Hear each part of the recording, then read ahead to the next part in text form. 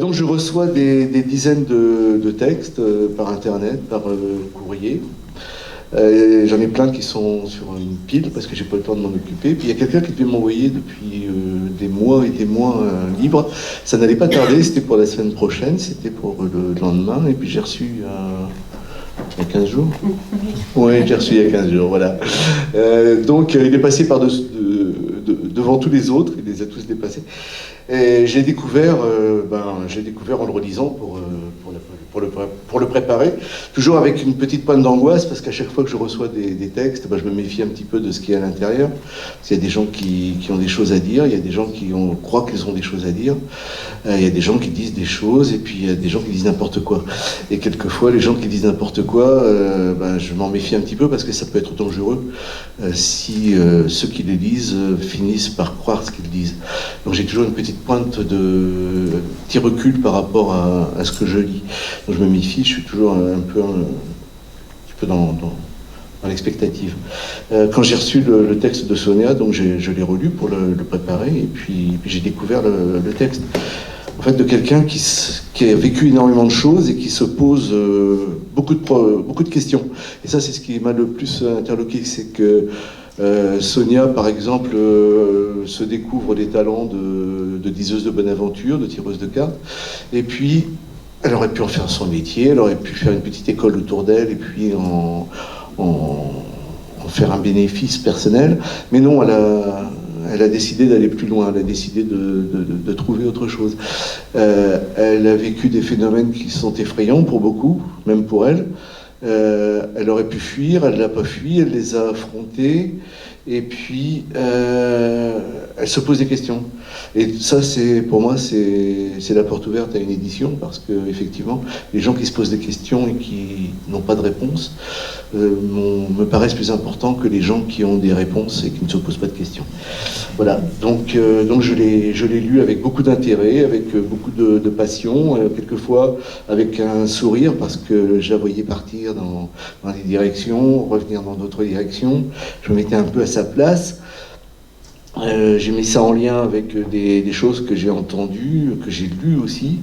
Ça s'est bien connecté dans ma tête d'éditeur et de lecteur, puisque j'ai été le premier lecteur de l'ensemble, je crois. Et donc c'est quelqu'un qui n'est pas enfermé dans un système clos, et ça pour moi c'est essentiel. Elle se serait enfermée dans un système clos, j'aurais dit Sonia, je suis désolé, mais non, je peux pas, je viens pas, ou je suis malade. J'aurais eu je t'ai envoyé une vidéo. Allez, voilà. Donc moi je voulais savoir un petit peu, en commençant par notre ami le préfacier, comment toi, en tant que thérapeute, tu vois le cas Sonia. Est-ce que c'est le fruit d'une pathologie qui s'est rationalisée, qui s'est bien posée, qui s'est bien mis en place pour pouvoir être vécue de manière harmonieuse, ou est-ce que ça va au-delà d'un côté potentiellement pathologique?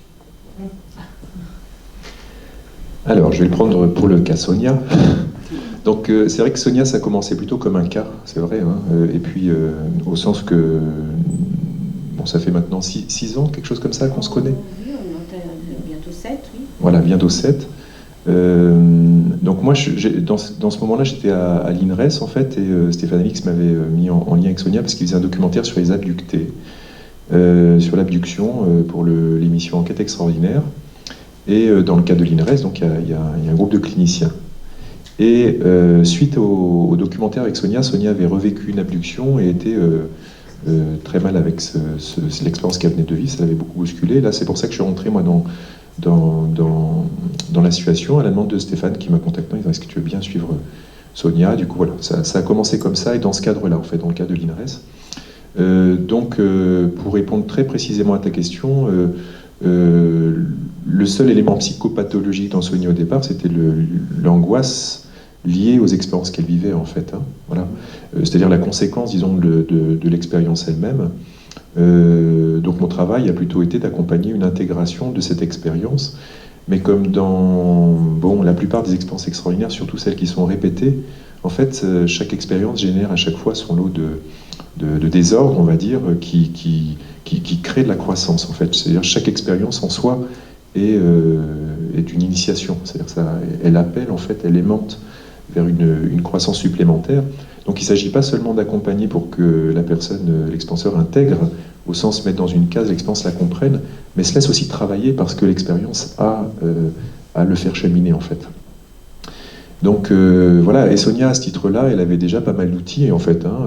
Moi, j'étais là à côté, je dirais, j'allais dire au bord, mais je dirais plus à côté de Sonia, mais qui n'avait pas besoin, Sonia, vraiment d'un espace thérapeutique, au sens d'une thérapie, elle n'avait pas besoin d'une thérapie, elle avait besoin simplement d'un tiers qui vient parfois rassurer, parfois aider à mettre de la lecture, voilà, mais moi je dirais avant tout accompagner, être témoin de son expérience, voilà, lui montrer, enfin c'est sûr quand on vit dans les choses compliquées, puis que ça mobilisait toute la famille aussi, Sonia, c'est pas que Sonia, il y avait aussi la famille, donc des fois évidemment il y a des questions de maman, des questions de femme, est-ce que je perds les pédales, est-ce que je perds pas les pédales?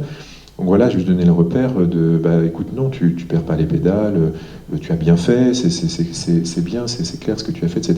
C'était beaucoup d'encouragement, de réassurance, le travail. Donc, pas de psychopathologie, donc je donne j'estampille, non pathologique, voilà, mais une personne en croissance psychospirituelle. Et puis, c'est sûr qu'avec les années, la relation a évolué, on est devenus amis, et puis voilà, parfois les coups de fil continuent, mais maintenant c'est un autre cadre. Et les manifestations, les personnages, le Grand Blanc, tous ces personnages qui apparaissent à Sonia, viennent-ils de Sonia? Sont-ils des émanations de Sonia, comme une double personnalité qui s'exprimerait sous différents visages? Ou alors viennent-ils de l'extérieur? Là, je pose la question à toute personne qui je pense être en mesure de répondre ou qui a au moins des éléments de réponse. Même Sonia peut répondre d'ailleurs. Oui, c'est vrai. Moi, je vais commencer par la réponse du clinicien. Oui, c'est-à-dire que la réponse du clinicien, elle est claire pour une personne comme Sonia, parce que si ça vient de Sonia, c'est une hallucination. C'est tout.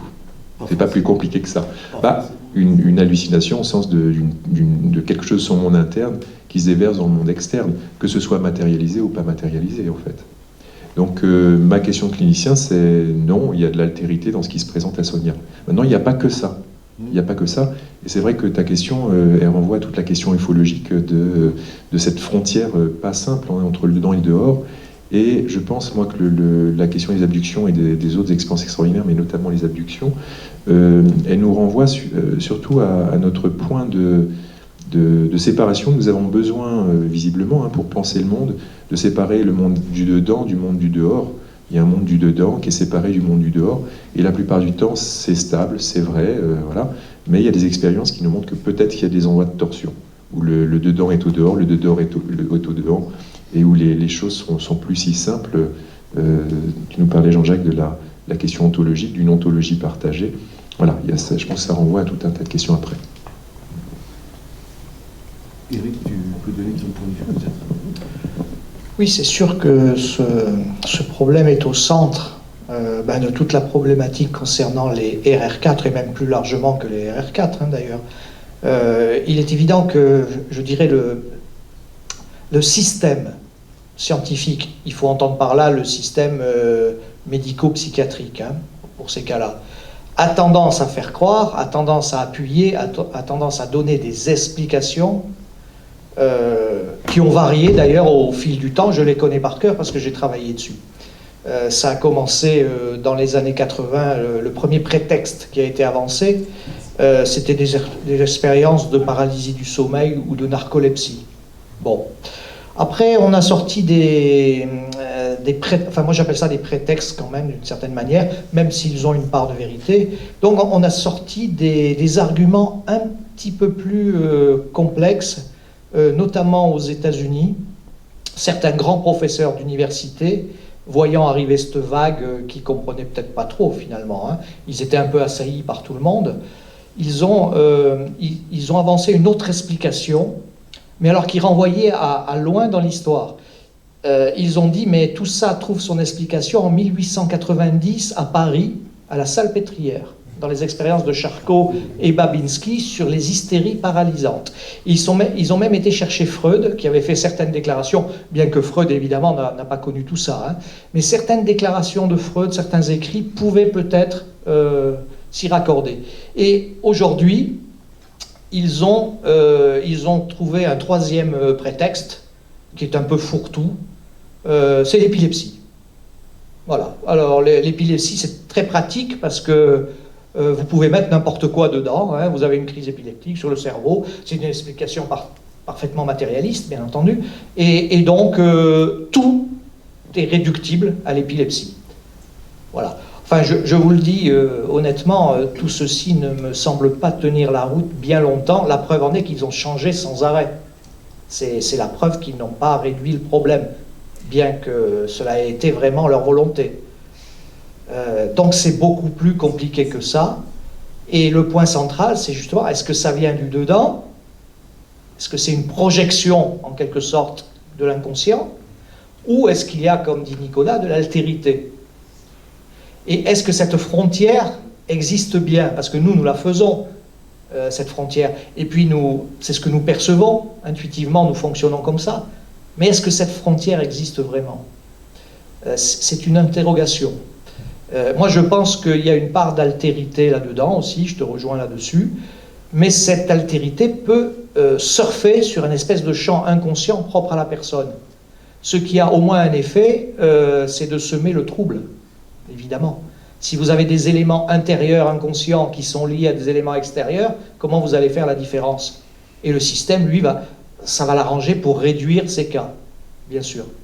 Donc, en fait, on en revient toujours à la même chose, c'est beaucoup plus compliqué que ce qu'on pense, et il ne s'agit pas de jeter des explications comme ça, parce qu'on est psychiatre ou je ne sais quoi, qui serait censé tout expliquer. On voit bien que sur la longue durée, ça n'explique pas grand-chose. Voilà ce que je peux vous dire. Chacun peut donner son avis. Moi, ma posture, c'est celle du sceptique, en fait.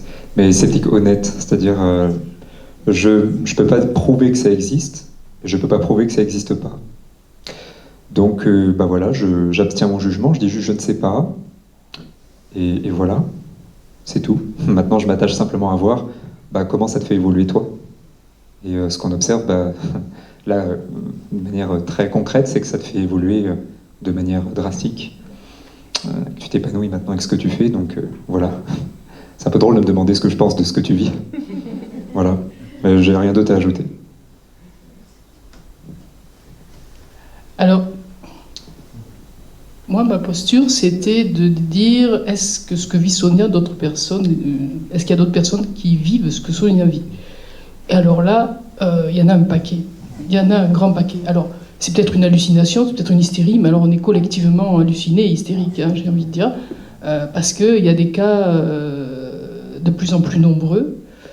Et à partir de ce moment-là, moi j'ai dit à Sonia, écoute, je vais te faire une petite approche sociologique, mais est-ce que on avait discuté un petit peu par téléphone, est-ce que tu acceptes que je désindividualise ton cas? C'est-à-dire je ne vais pas parler de Sonia, puisque je ne suis pas psychologue, mais je vais parler du cas de Sonia rapporté à la société en général. Donc, oui, il y a de plus en plus de cas d'abduction, de voyance, de médiumnité, de transcommunication, etc., etc. Alors, je ne sais pas ce que ça veut dire, mais ça existe. À partir de là, qu'est-ce que ça signifie socialement? Ça signifie qu'on est en train de changer, probablement, de faire muter un petit peu le regard et l'appréciation que l'on a de la réalité. Ça, c'est fondamental et c'est très déstabilisant. C'est-à-dire que Sonia et d'autres personnes, et les parascientifiques en général, sont en train de déplacer la zone de confort intellectuel, en fait. Jusqu'à présent, on avait une zone de confort intellectuel qui était basée sur le matériel, le biophysique, et là, on s'aperçoit que ça ne suffit plus. Et pour moi, les témoignages de Sonia, tout ce qu'elle a vécu, c'est l'exemple type de ce décalage, de ce changement dans la zone intellectuelle de confort. Alors, ce changement de zone intellectuelle de confort, on le voit dans tous les domaines. on le voit en politique, on le voit en sciences, parce que, par exemple, du point de vue épistémologique, épistémologie, c'est la logique de la connaissance, c'est-à-dire la science. Ce que vit Sonia, on ne peut pas le situer tout à fait dans les protocoles scientifiques. C'est-à-dire que les protocoles scientifiques qui sont en action sont pas incapables, mais difficilement compatibles avec ce que vit Sonia. Donc ça veut dire que Sonia, elle invite indirectement, inconsciemment, à ouvrir les protocoles et les méthodes que l'on a en science. Et ça, c'est pas rien au niveau de notre civilisation. Donc elle participe, à mon sens, en tant qu'expérienceur, ou je ne sais pas trop comment on dit, au changement de paradigme qui est à l'œuvre actuellement. Voilà. Et puis dans d'autres domaines, au niveau pédagogique, parce que on comprend bien que la sensibilité de Sonia, c'est pas forcément basé sur la logique, la rationalité, la rhétorique et l'utilitarisme. Donc à partir de ce moment-là, elle ouvre des perspectives de connaissances. Et en ce sens-là également, elle montre à quel point notre structure pédagogique, nos structures pédagogiques ne sont pas adaptées, ne sont pas ouvertes, ne sont pas prêtes encore à accueillir des expériences et de la connaissance, les connaissances telles que le vit Sonia. Voilà. Et qu'à partir de ce moment-là, il faudra amener une transformation profonde dans la vision que l'on a de l'enseignement et de la pédagogie, et revenir vers quelque chose de connecté. Parce que ce qui te caractérise, à mon avis, c'est cette capacité à connecter les éléments, à connecter les dimensions, à connecter les règnes. Et quand vous observez comment sont structurées les universités et les écoles, eh bien, on est juste dans une logique de déconnexion. Voilà. Donc pour moi, tu annonces la nécessité de revisiter un certain nombre de fondamentaux au niveau des institutions, de la pédagogie, de la religion, ou plutôt, dirais-je, de la religiosité, parce que c'est pas la même chose, et tout un tas de choses comme ça, voilà.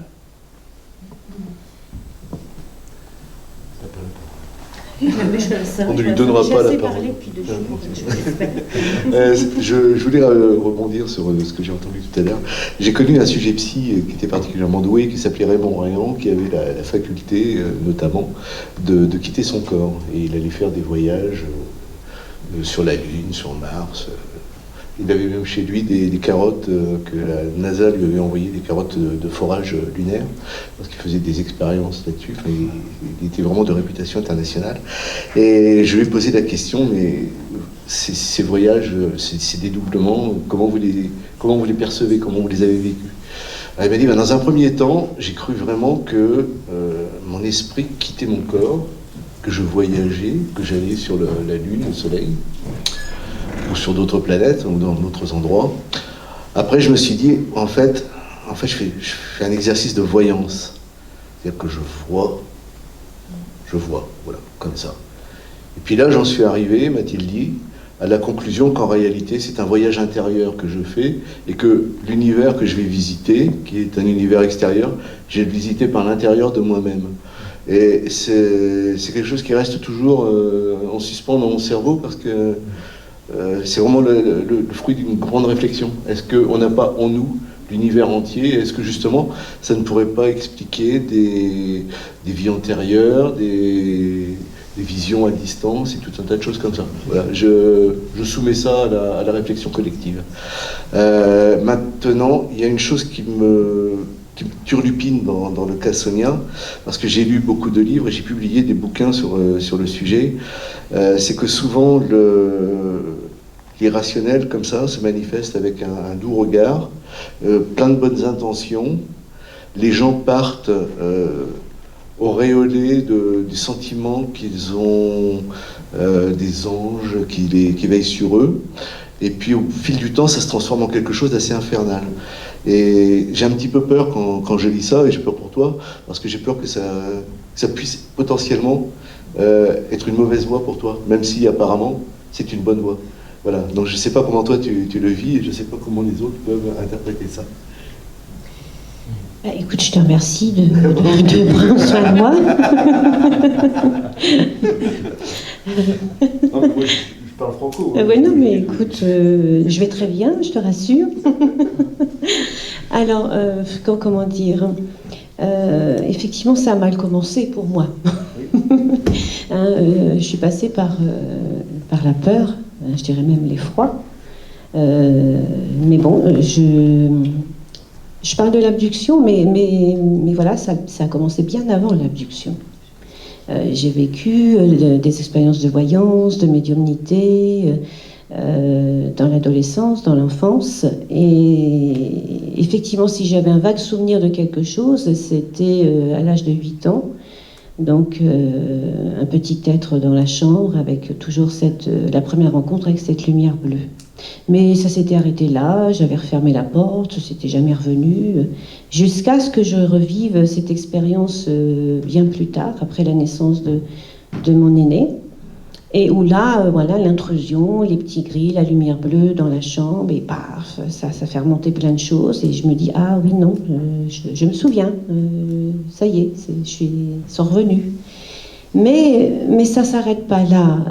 Je vais pas m'arrêter sur cette expérience-là, qui est somme toute très classique dans le chemin des abductés, l'intrusion, que ce soit dans la voiture, que ce soit dans la chambre, les petits gris. Ça a commencé par les petits gris. Alors effectivement, on se sent paralysé, on a peur, on ne sait pas ce qui se passe.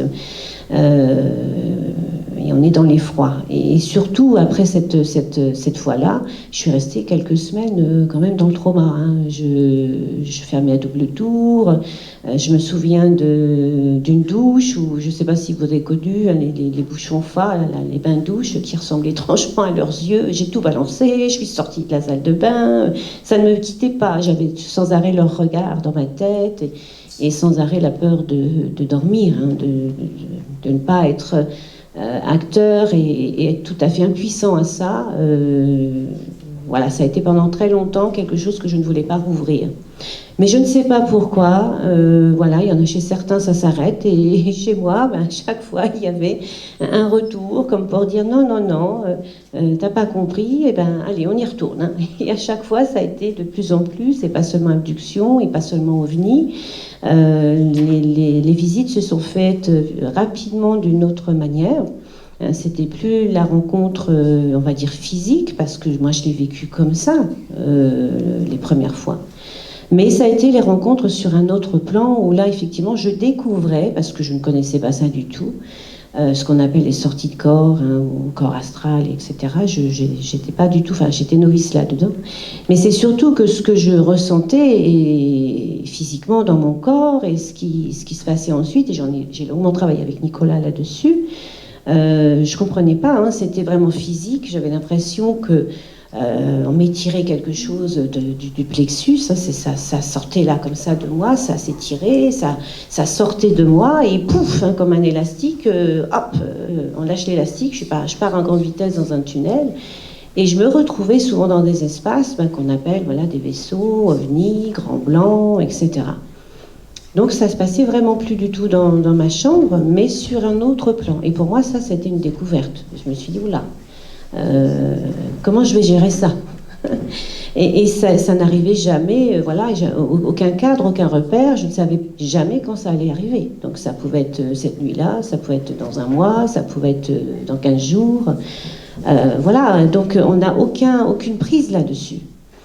Je me suis posé la question très tôt à savoir si j'allais bien, si je ne m'inventais pas des histoires, si psychologiquement il n'y avait pas quelque chose qui clochait chez moi, effectivement, comme a dit au départ Jean-Michel. Et j'ai très vite eu des réponses, et maintenant que j'attribue à des synchronicités, je suis vite tombée en fait dans des réponses, que ce soit de médecins, que ce soit de thérapeutes. Et bien avant Nicolas, j'avais pacifié une histoire déjà moi de mon enfance avec des thérapies, j'étais pris en charge, etc. Donc il y avait beaucoup de choses que j'avais pacifiées, mais jamais les expériences extraordinaires. Aller dire à un psychanalyste, voilà, il m'arrive ça, et petit gars dans ma chambre, etc. Non, j'avais jamais fait ce pas-là, jusqu'à un accident de la route qui m'a fait prendre conscience que si là j'y allais pas vraiment pour de bon, je resterais dans le déni en fait, avec cette porte fermée. Et non, c'est pas moi ça. Enfin, pour ceux qui me connaissent, je peux pas en rester là. Donc j'ai un esprit très rationnel, très, très scientifique même, je dirais. Donc j'ai toujours cherché à comprendre ce qui m'arrivait. Toujours. Pour moi, avant d'arriver, oui, c'est un esprit, oui, c'est la médiumnité, oui, c'est des extraterrestres. Ben, avant, je cherchais, je voulais savoir, je voulais comprendre. Mais seulement, ça ne se reproduit pas à volonté. Je n'ai pas les moyens de les appeler, de leur dire, bon alors, vous faites quoi mais pas ça. Et c'est pas moi qui décide. Et puis, encore une fois, toutes ces expériences sont multiples et complexes.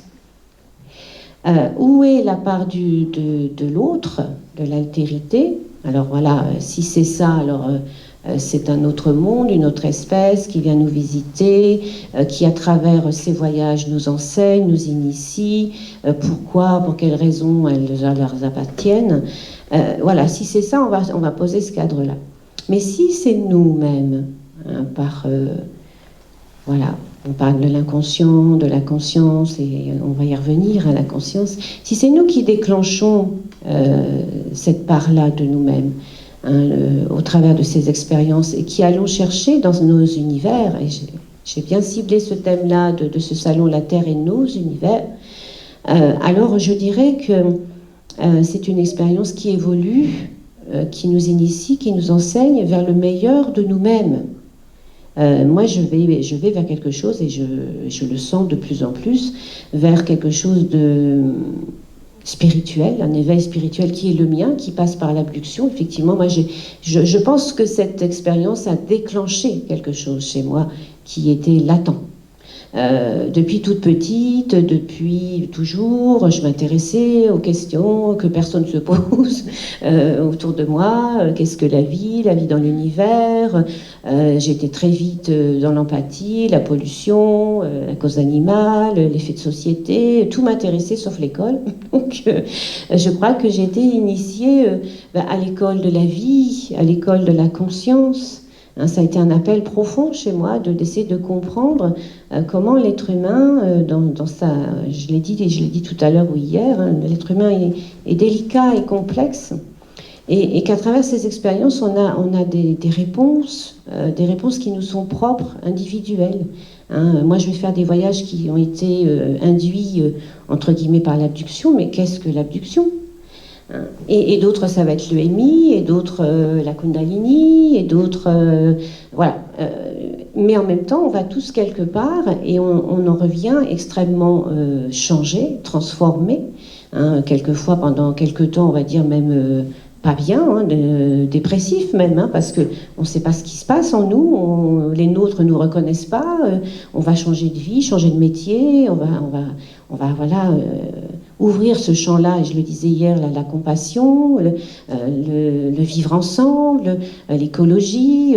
Alors moi, j'ai envie de dire, ces expériences-là, quand elles sont bien vécues, elles évoluent vers effectivement un changement que l'on perçoit depuis quelque temps, et qui ne peut être, moi, si on se pose bien les questions et si on continue à chercher dans ce sens-là, que bénéfique pour l'humanité. Moi, je me suis trouvée devant des barrages, et en tant qu'adulte, bon, je me suis dit, voilà, je vais trouver des solutions, et effectivement, j'ai trouvé Nicolas sur ma route pour intégrer toutes ces expériences dans ma vie. Mais en tant que maman, je me suis quand même trouvée devant des portes fermées. Et comment dire à un thérapeute, à un médecin que je vis ça, que mes enfants vivent ça, comment on peut les aider, comment ils peuvent exprimer eux cette part d'eux-mêmes. Moi, je suis restée isolée avec ça pendant très longtemps parce qu'on ne peut pas en parler, on n'est pas entendu, on n'est pas compris, ou on est vite étiqueté en psychiatrie. Mais moi, ce qui m'a poussée aussi encore à aller plus loin, c'est pour mes enfants, et du coup pour l'humanité. Après, ça s'est ouvert autrement. Je me suis dit, mais non, on ne peut pas rester sans réponse. Il faut qu'on avance. Qu'est-ce qui se passe en nous? Qu'est-ce qui s'ouvre en nous? Moi, je vois mes enfants, ils sont tous différents, et chacun a vécu des expériences qui ne sont pas les miennes, parce que j'ai bien remarqué ça.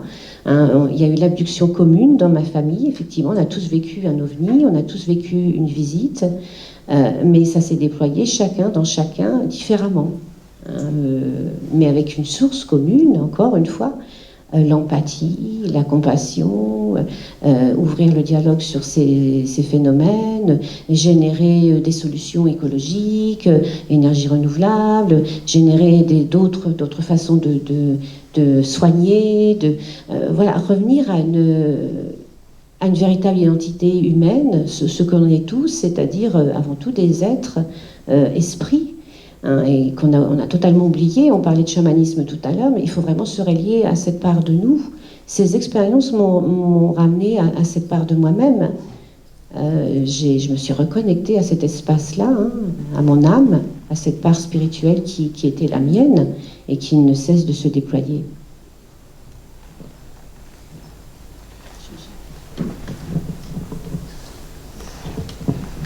Oui, ce que je trouve extraordinaire dans l'insituable cas de Sonia, c'est que ce cas, entre guillemets, il réunit à peu près tous les critères je dirais en gros, du paranormal, en incluant l'ufologie, les poltergeists, les apparitions, les prémonitions, j'en passe encore, les abductions.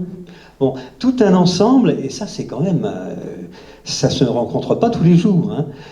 C'est pour ça que j'ai eu l'idée de te proposer un certain nombre de répondre à un certain nombre de questions qui pourraient, sinon, parvenir à installer un fil conducteur entre tous ces éléments, mais au moins apporter des précisions et puis montrer que tout ça se tient, en fait. On est en présence d'une seule manifestation, même si elle est plurielle. Et une manifestation qui permet une évolution de ta part, et qui évolue elle-même, alors soit en fonction de ton évolution à toi, mais aussi, de l'autre côté, qui te fait évoluer. Donc on a la balance entre les deux. C'est très intime, en fait. C'est une relation très intime. Moi, je pense que j'ai écouté ce que tu as dit tout à l'heure par rapport à ta fille, c'était ça? L'histoire de Londres. Oui, c'était par rapport à ta fille. Ça m'a un peu rappelé ce que j'ai dit hier. Hein. C'est beaucoup de scientifiques, de physiciens surtout, te disent aujourd'hui notre conscience, il se pourrait que ce soit un champ quantique entièrement relié. Ça veut dire que, en clair, on pourrait avoir, ça nous renvoie à notre vision de la réalité, en fait. Pour moi, le vrai problème, il est ontologique, hein, derrière. Quelle est la nature du réel? Et beaucoup de traditions, et même aujourd'hui des physiciens, vous disent qu'on ne voit pas toute la réalité.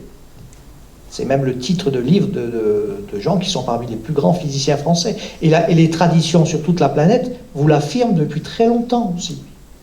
Donc, quand tu dis que ta fille se posait des questions, elle était tourmentée par quelque chose, donc en gros, hein, si je résume.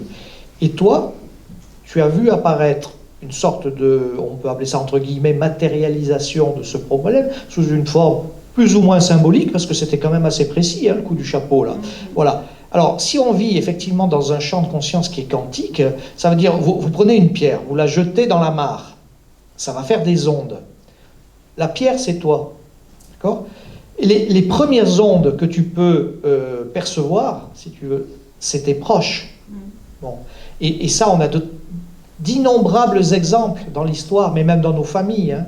Moi, j'avais une mère qui était ce qu'elle était, mais elle savait le jour où je venais. Elle savait tout de suite. Il y a ce lien-là. Donc, oui, ne rigole pas. Bon, donc... Oui, non, c'est entre nous. Bon, on se comprend. Donc, cette onde, tu es en relation, tu es intriqué avec elle, à un certain niveau, peut-être inconscient, peut-être pas inconscient d'ailleurs, hein, ça peut largement nous dépasser. Tu vois, et donc, tu as ressenti ce qui se passait, et ça s'est traduit sous cette forme, on va dire, matérielle, vraiment entre guillemets, on ne sait pas si c'était matériel, c'était une sorte d'apparition fantomatique, un peu, hein, en quelque sorte. Voilà. Et donc, ça s'est traduit comme ça.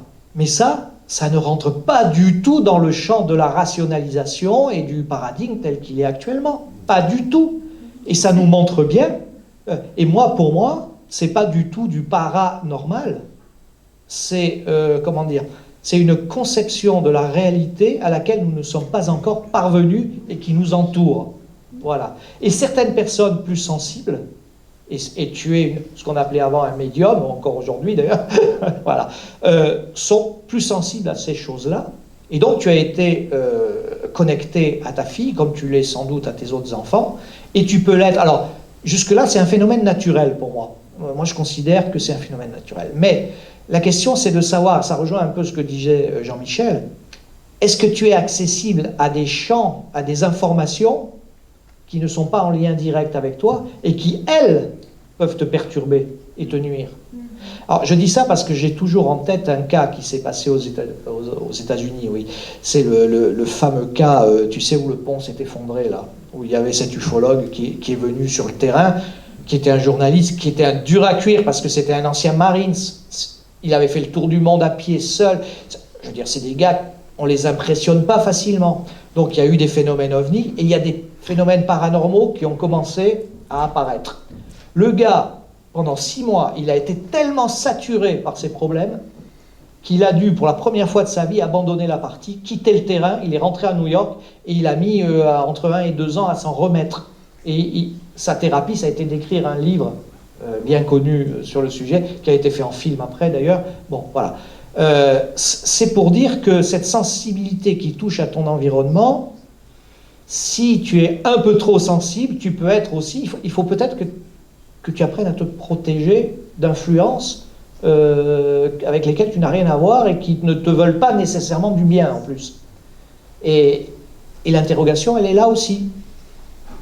Et ça arrive souvent, hein, ces histoires. Je pense que quelqu'un qui se passionnerait et qui ferait un travail là-dessus pourrait sortir des 3-4 livres, tome 1, tome 2, tome 3. Sider a travaillé là-dessus. Sider a travaillé. Oui, mais bon, il y a des gens, à Limi, ils ont beaucoup travaillé là-dessus. Ça arrive très fréquemment. Tu n'es pas un cas isolé. Hein. Attends, mais je sais Ah bah ouais, c'est...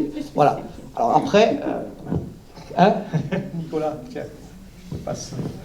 Oui, moi je voudrais du coup rebondir sur ta question initiale, c'est-à-dire... il y aurait beaucoup de choses à dire sur tout ça, du paradigme matérialiste qui...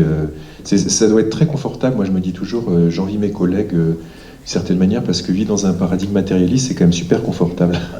Les choses sont simples, hein, tu vois.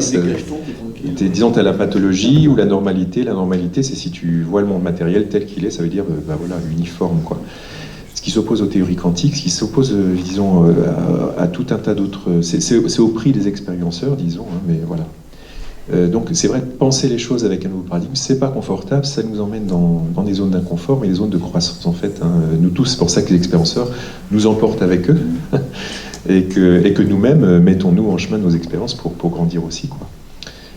Par rapport à la question des cas que tu cites, des personnes qui peuvent être comme ça pris dans une néo-réalité, on pourrait dire, ou même si c'est très positif, tu parlais des gens qui seraient en lien avec les anges, et que c'est positif, puis à un moment ça se retourne en fait. Voilà, ça se retourne, ou on pourrait dire où ça se poursuit en fait, hein, dans une autre étape de leur processus. Et en quelque sorte, le bon trip passe au mauvais trip, quoi. Et bien ça, on est plutôt, on va dire, habitué dans l'accompagnement des personnes qui, bon, déjà, dans l'accompagnement juste d'une vie, hein, c'est-à-dire que ce qui se passe sur le plan spirituel peut se passer sur le plan tout à fait normal, c'est-à-dire avoir l'impression que tout va bien dans sa vie jusqu'à ce que quelque chose fait on s'aperçoit que ça va pas si bien ou qu'il y a une épreuve qui se pose là. Voilà. Moi, j'ai envie de faire une référence aux matrices périnatales de Grof, de Stan Grof, parce que c'est quand même un auteur qui est peut-être peu connu en dehors du cercle transpersonnel ou psychospirituel. C'est un psychiatre qui a beaucoup travaillé au départ sur les psychédéliques en Tchécoslovaquie, pendant 20 ans de recherche, donc sur les états élargis de conscience.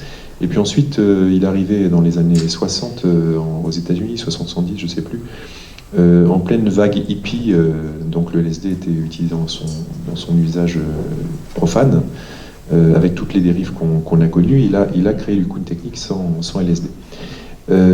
Toujours est-il qu'il a cartographié les états de conscience avec justement cette référence ce qu'on appelle les matrices périnatales, qui sont je ne vais pas rentrer du coup dans sa théorie, mais dans lequel les expériences un peu New Age comme ça, c'est-à-dire où tout serait positif, où dans le pré, il n'y aurait que des papillons et des belles fleurs, il n'y aurait pas de guêpes ni de tiques, vous voyez.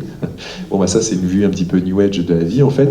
C'est cool, quoi. Il le raccroche à ce qu'on appelle la matrice 1, c'est-à-dire le vécu intra-utérin, mais qui est une porte d'entrée vers autre chose. Hein. C'est pas une réduction psychanalytique de l'expérience. Bon, faut entrer dans sa théorie. Et du coup, ces personnes-là, bien sûr, vont rencontrer la matrice 2, c'est-à-dire au moment de la vie.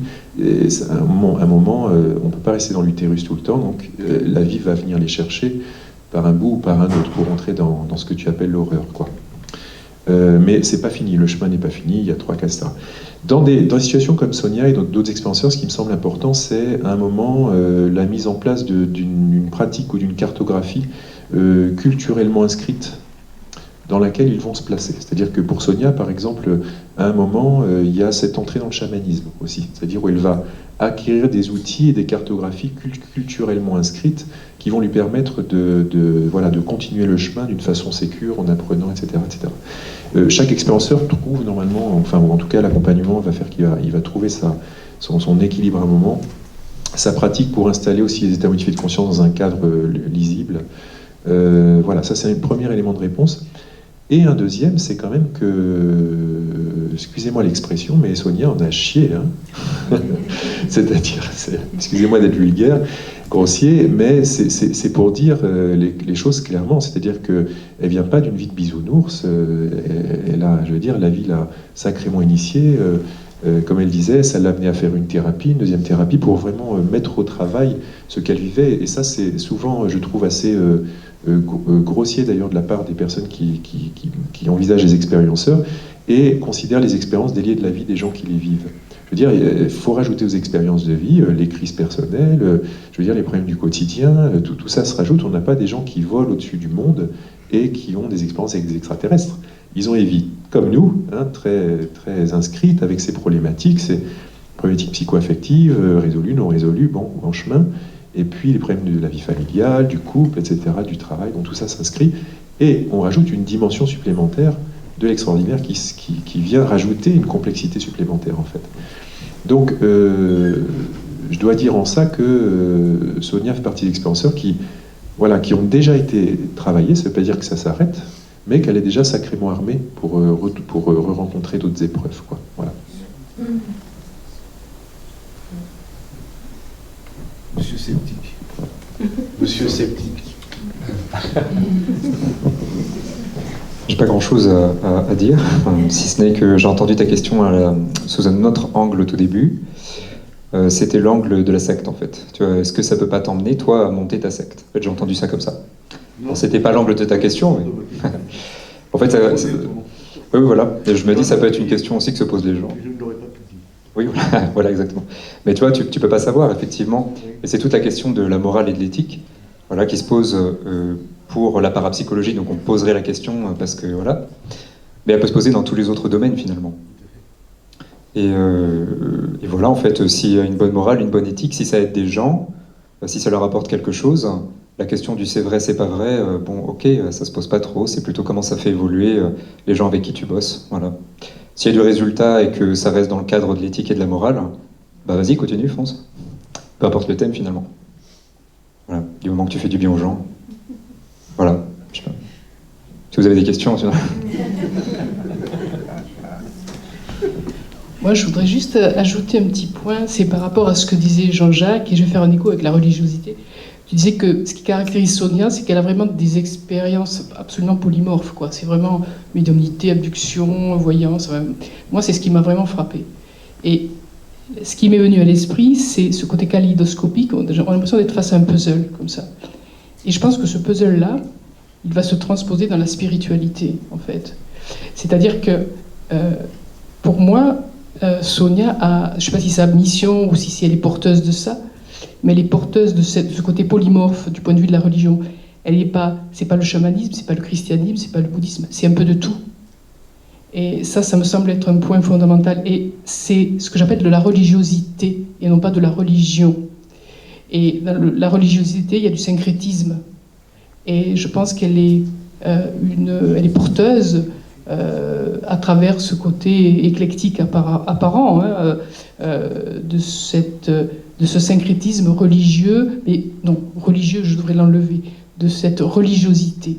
qui est beaucoup plus douce, qui est beaucoup plus synthétique, et que je crois quelque part qu'elle appelle la spiritualité. Elle a tout un tas de puzzles à mettre en place, et c'est un être nouveau qu'elle incarne, pas du passé, pas du christianisme, pas du chamanisme, pas du un peu de tout peut-être, mais agencé de telle façon que c'est l'annonciation d'un être nouveau. Et il n'y a pas que Sonia, mais Sonia, elle est bien dans ce rôle en tout cas. C'est pourquoi je parlais de tisser un fil. Oui, oui. On pourrait même dire un fil rouge. Oui. Alors justement, à propos de ça, quel est l'impact autour de toi, Sonia, de tout ce que tu fais, de tout ce que tu as vécu? Parce que j'ai vu que tu avais des amis avec lesquels tu jouais du tambour, tu faisais de la méditation.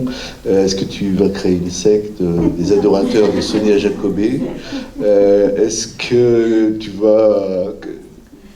Tu vis ça comment et ça se manifeste comment maintenant? Comment tu vas entamer cette dynamique? Oui, alors ça a commencé pour moi, je suis passée de l'enseigner, et je pense que je le suis encore, je le serai toute ma vie, enseigner, mais quelque part maintenant dans un rôle d'enseignante. Et je me suis trouvé ce rôle de façon innée, suite au premier colloque qu'on a eu en 2017. Il s'est passé beaucoup de choses dans ce colloque, beaucoup d'émotions, beaucoup de toutes sortes. Et j'ai vécu une expérience peu de temps après, où je suis partie dans le tunnel, etc. Enfin, j'ai rencontré beaucoup de choses, et surtout moi-même. Et suite à ça, chose que je ne faisais pas, je suis partie plusieurs heures, plusieurs jours en forêt avec mon bâton de pèlerin, et à essayer de prendre du recul par rapport à tout ce que je venais de vivre. Et en fait, l'expérience me disait, pour faire court, sors du village des hommes et retourne à la montagne. Et du coup, je suis sortie effectivement de tout ce que je venais de vivre, tout ce que je venais de découvrir encore sur certaines personnes, sur l'humanité qui m'avait chamboulée. Et je me suis dit, bon, comment je peux arriver à, finalement, dans ce que je veux faire, c'est-à-dire ouvrir le dialogue à travers ces personnes multidisciplinaires, hein, à travers, là j'ai Sylvie, sociologue, philosophe, psychologue. Moi, c'est arrivé vraiment après OVNI et Conscience. Et après le premier colloque, il y a eu encore une autre étape à passer. Et sortis de cette forêt, pendant des heures et des jours, sont arrivés de façon naturelle des ateliers que j'ai mis en place. Et qui m'ont fait comprendre une chose, chose que j'avais compris dans ma famille, et comme tu l'expliques bien, Eric, c'est normal, hein, ce sont mes enfants, donc on est en lien, on est tissé, et même je dirais fortement, notre famille est très liés, et chacun vit le phénomène comme il doit le vivre. Et pour moi, c'est quelque chose de vraiment, et c'est ce que j'ai mis en place dans mes ateliers, de respect avec un grand R, c'est-à-dire respecter l'intimité de chacun dans son espace, ce qu'il doit vivre à travers ses expériences.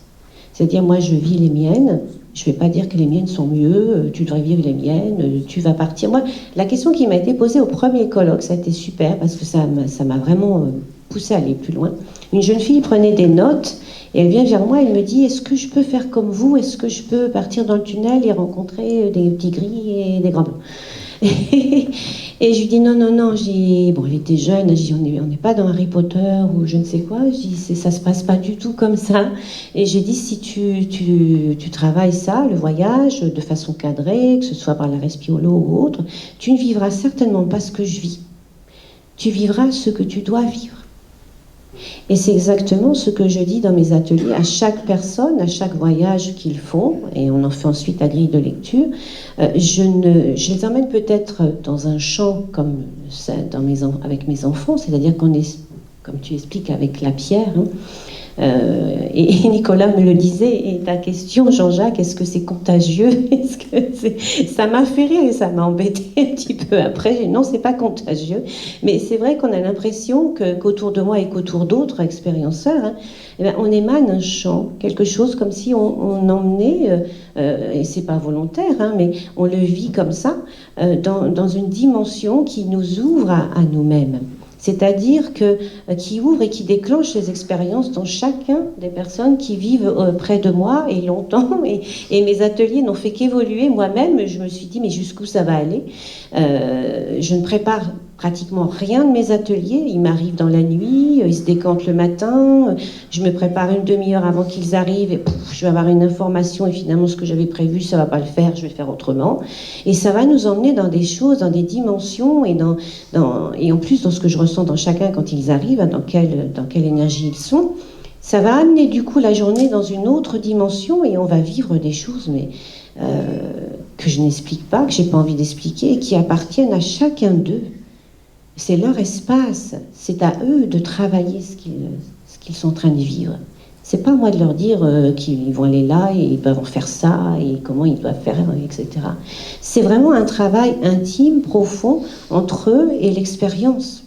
Et plus on va dans ces expériences, plus on est intriqué, effectivement. Plus ça devient fusionnel, quand je parle de grand blanc, quand je parle d'être de lumière, de manifestations autres, on n'arrive presque plus à un certain moment à les dissocier, à me dire, moi, c'est de l'autre ou c'est moi. J'ai arrivé à un moment, c'est nous, c'est un. On n'arrive plus à faire la différence. Hein, et pourtant, je vis une vie tout à fait ordinaire. Hein, je le dis, je suis une femme ordinaire qui vit des expériences extraordinaires. Effectivement, j'ai mes matins, je me lève, je vais travailler, j'ai mes enfants, j'ai la maison, j'ai mes soucis, j'ai mes passions, j'ai mes conflits comme tout le monde. Sauf que, à un moment donné, il y a ce champ-là qui s'ouvre avec différentes portes, comme vous dites. Peut-être qu'il y en a certaines que je ne veux pas ouvrir et qui pourraient être nocives pour moi. Mais comme dirait Nicolas, je suis très armée, vraiment, et je trouve mes outils, vraiment, pour refermer la porte. Et c'est ce qu'on fait aussi dans le chamanisme. Le chamanisme est arrivé vers moi de façon comme mes ateliers, je dirais inné, et chacun a son chamanisme. Moi, le mien, c'est le mien, en fonction de ce que je vis, de mes expériences, de mes ressentis, de ce que je reçois. Et je vais faire ma cacasse. Et je vais faire mon chamanisme à moi.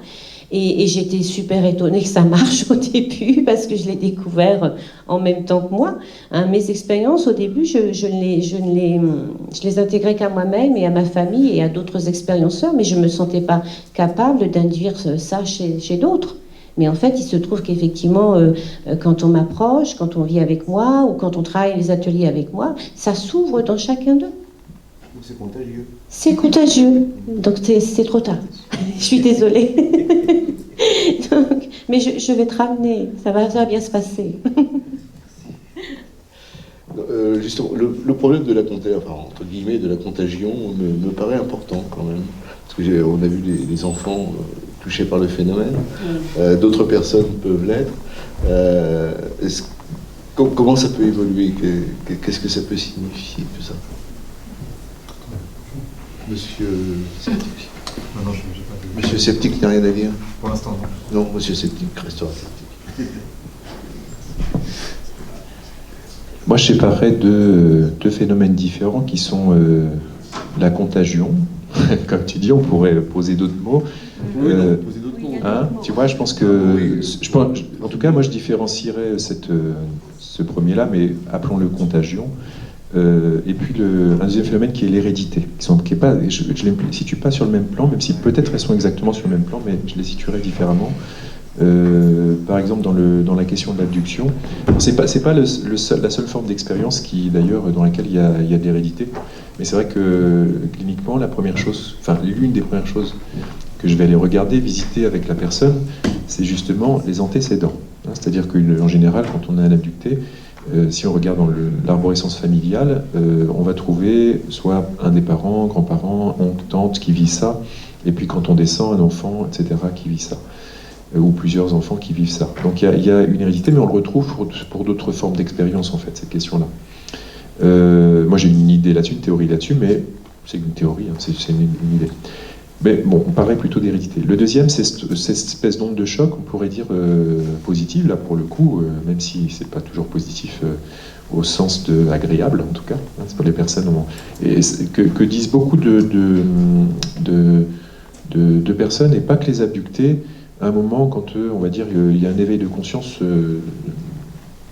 peut-être suffisamment important, posons-le comme ça, où ils disent ça crée des réactions autour. Alors des fois ça fait ça peut être des réactions brusques en fait, hein, la personne génère des réactions brusques ou des éveils. Pour ce qui est de Sonia, je dois dire que oui, ça c'est sûr que elle m'a rapporté souvent qu'autour d'elle il y avait des réactions d'éveil, on va dire, autour d'elle, hein, c'est vrai. Où des personnes vivaient des expériences dans sa maison, arrivaient avec des expériences complètement étonnantes, que ce soit son conjoint, que ce soit d'autres personnes autour. Voilà, je pense qu'il y a quand même une disponibilité à vivre ça. C'est-à-dire qu'en gros, d'une certaine manière, si je suis prêt à vivre ça, peut-être que je vivrai ça. Comme une imprégnation.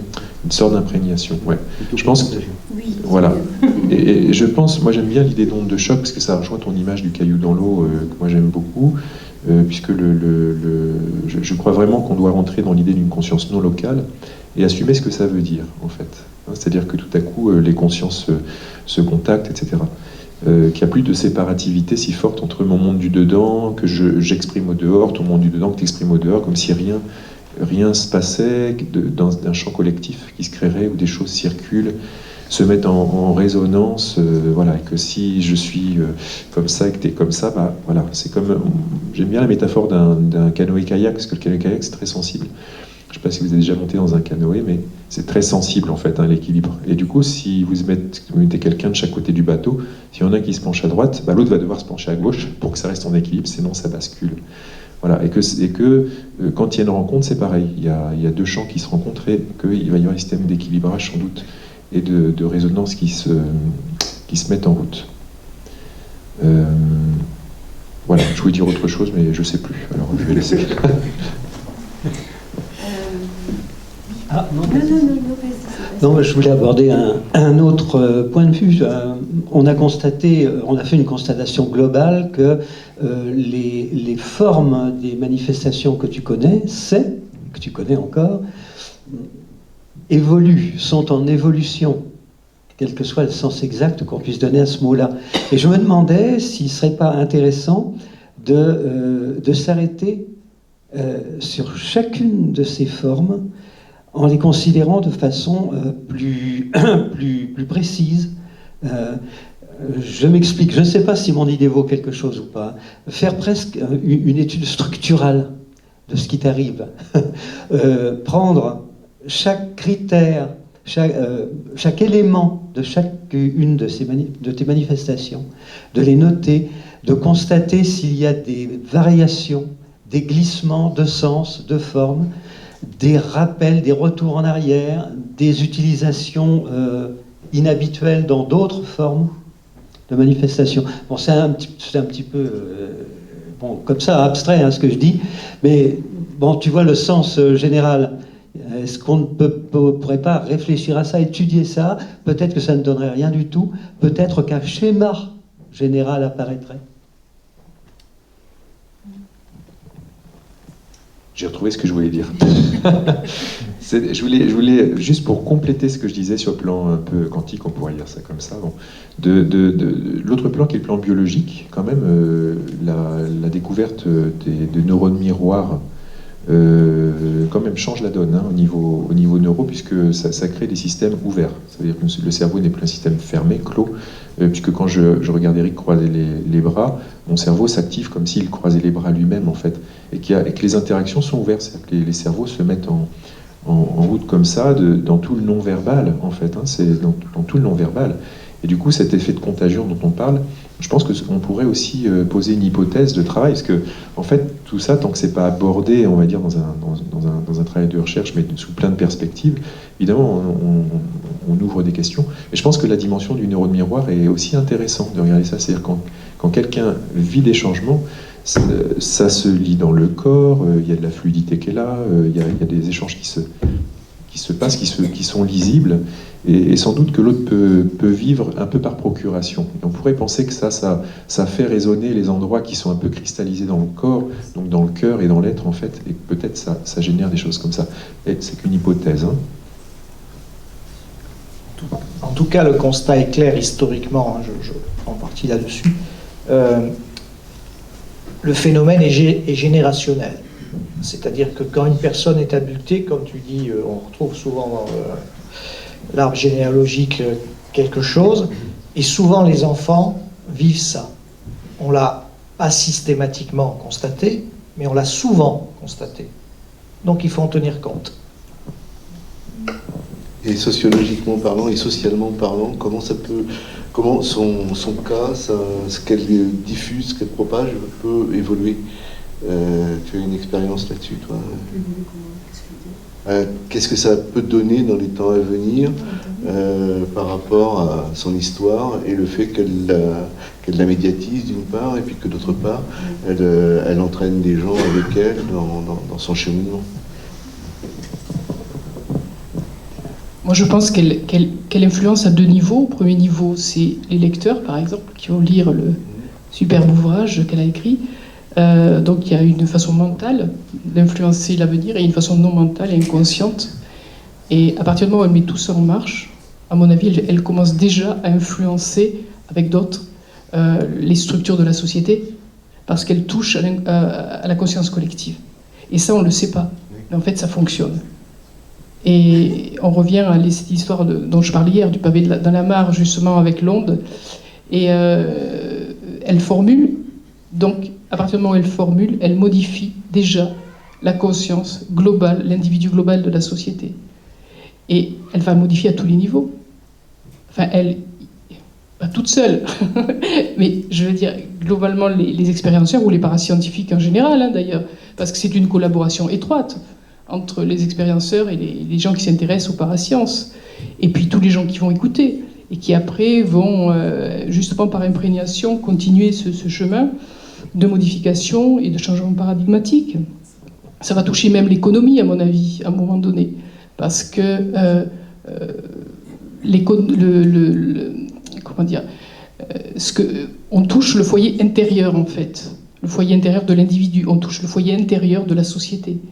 Donc, à partir du moment où on touche toutes ces choses-là, c'est toute la gestion de l'individu et de la société qui va être modifiée. Alors, ça ne veut pas dire qu'on n'aura plus de lois de marché, de lois économiques telles que de lobby, mais ça veut dire aussi qu'on va aller vers un chemin d'intériorité et qui va, face à l'économie, à un moment donné, amener aussi des modifications dans l'aspect beaucoup plus financier et dans les lois de marché. Voilà. Là, ça serait un peu plus complexe, mais il y a vraiment imprégnation à tous les niveaux, et on ne le voit pas, et on ne le croit pas, mais ça se fait doucement. Pour moi, c'est une question de temps et de conscience active, collective. Non, en fait, j'ai pas compris la question de base, en fait. J'ai retenu contagion, enfant, et j'ai pas compris ta question, en fait. Oui, c'est ce que j'ai retenu de ta question. Voilà. La question d'avant. Et la question à nouveau, c'est de me prononcer sur comment ça se diffuse, ce qu'elle vit, c'est ça? Quel peut être l'impact de ce qu'elle vit sur les gens qu'elle approche, d'une manière ou d'une autre? Moi, je pense qu'il faut laisser la sociologue répondre. Oui, vous avez l'impression que je ne suis pas là, peut-être, mais je suis parfaitement présent. Hein. Juste, j'écoute tout avec grande attention. Et j'essaie de voir quel éclairage je peux apporter, mais pour l'instant, j'en vois pas de pertinent. Comment ça va se diffuser, ce que tu vas dire? Waouh, ça vient répondre à la question qu'est-ce que la communication? À tous les niveaux, à toutes les échelles, en fonction des livres, ce que tu vas écrire, ce que tu vas dire, les conférences. Je sais pas, j'arrive pas à répondre à cette question. J'ai pas d'éclairage à apporter là-dessus. Voilà, une autre.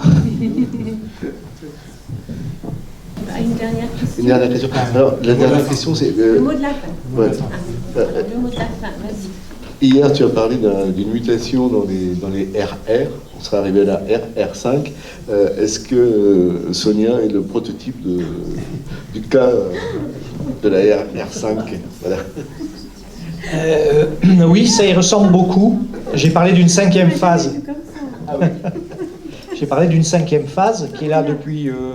C'est le 5e élément, en fait. Oui, 15-20 ans.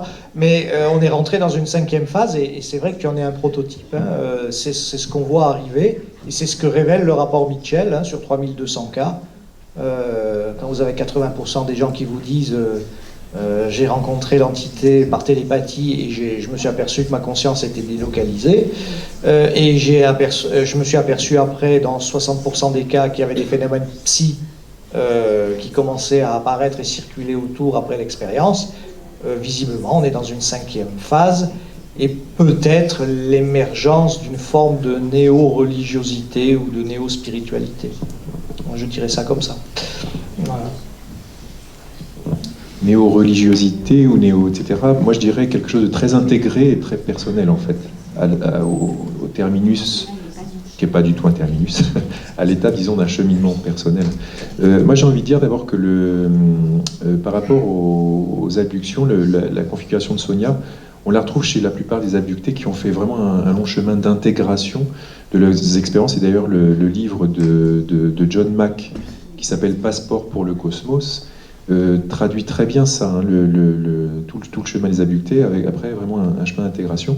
C'est dommage que Morvan, d'ailleurs, Salès ne soit pas là, puisqu'il a été le traducteur de l'ouvrage, et il en aurait parlé également, au sens d'une intégration spirituelle, mais qui inclut ce que je proposais hier, en tout cas, de transcender l'ego d'humain pour se positionner, si comme terrien, en relation, en fait, avec une dimension plus cosmique, qui serait peuplée, en fait, enfin, qui est peuplée de conscience avec lesquelles on peut interagir. Voilà.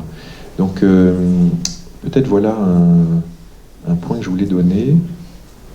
Ce qui boucle la boucle, oui, ce qui boucle la boucle aussi avec les cultures traditionnelles, et Sonia en témoigne d'ailleurs avec le fait de se relier au chamanisme, c'est vrai qu'il y a toute une grande mode aussi du chamanisme, comme sans doute un appel, une aimantation vers un peu la base, hein, les bases de la spiritualité, c'est-à-dire quelque chose qui est comme primitif dans sa forme, on pourrait dire, en même temps très ouvert justement dans le champ très ouvert au sens qui invite à faire sa propre expérience et son propre chemin, voilà, avec une cartographie, mais fais ton chemin et trouve ta forme.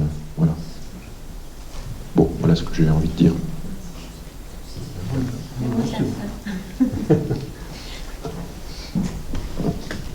T'as pas rencontré de vouivre dans ton expérience? Non, je n'ai pas rencontré la vouivre. Seulement, je voudrais seulement vous... Oui, non, enfin, je vais terminer ensuite après Laurent, mais je voulais vous remercier, vous surtout, hein, toutes les personnes qui sont ici dans la salle, et Jean-Jacques, et Nicolas, et Eric, que je suis très, très heureuse d'avoir rencontré. Je vais te garder un petit peu ce soir avec moi. Je crois qu'on aura beaucoup de choses à se dire. Et puis, Jean-Michel.